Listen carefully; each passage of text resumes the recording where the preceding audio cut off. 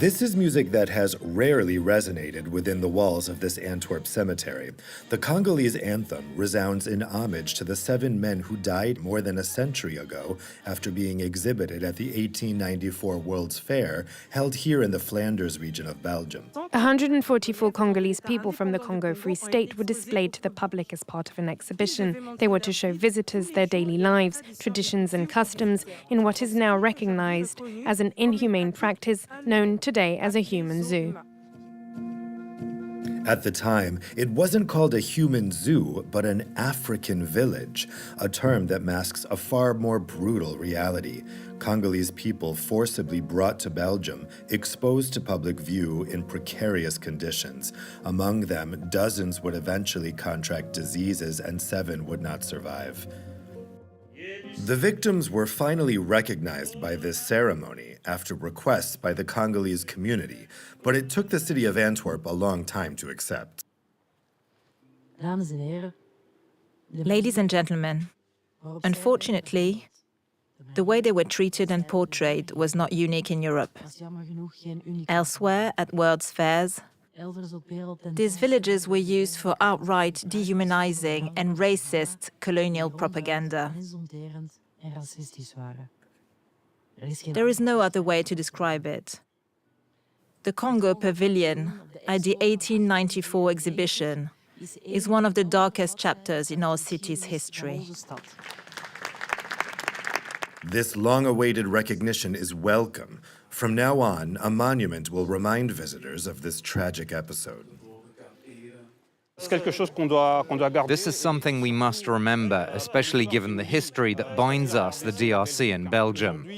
Today the relationship is excellent. It's simply time to heal our wounds and move forward. An official statement that resonates with the younger generation, like this influencer. She hopes the ceremony will bring peace to members of the Congolese community in Belgium.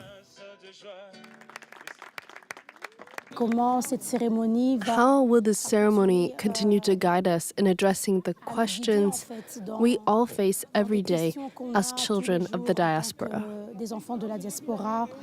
Questions about our dual identity, the question of how these wounds must be transformed into strength and gateways to new opportunities.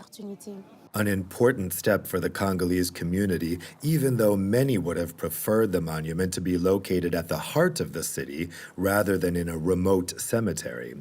Georgine Dubois, a researcher in colonial history, is among those advocating for a plaque to be placed here, in front of this museum, on the very spot where the human zoo was located 132 years ago. Exhibiting people like in a zoo, this needs to be part of what people who come here need to know. People aren't going to go to the cemetery anyway to find out what happened. But here, we're in the center of Antwerp. Especially since the port city still bears the scars of its heavy colonial history. At the time, Antwerp was rapidly becoming wealthy. The city notably housed the offices of major rubber companies.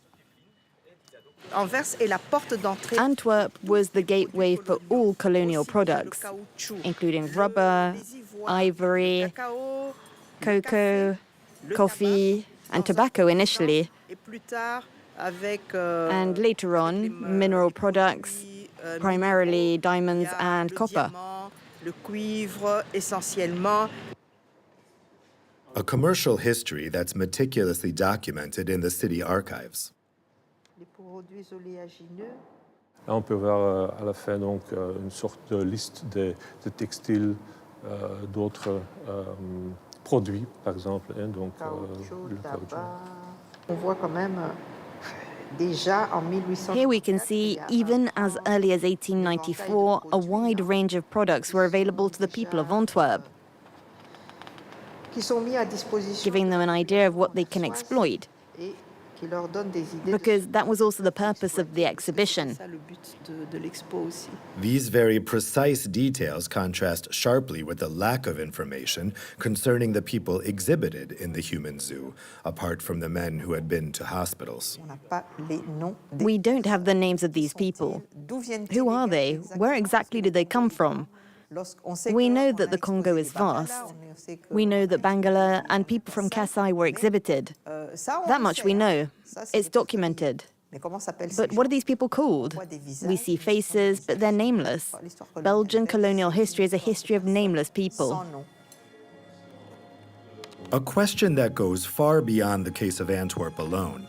How many other European zoos are still waiting to give a name to a large number of their victims?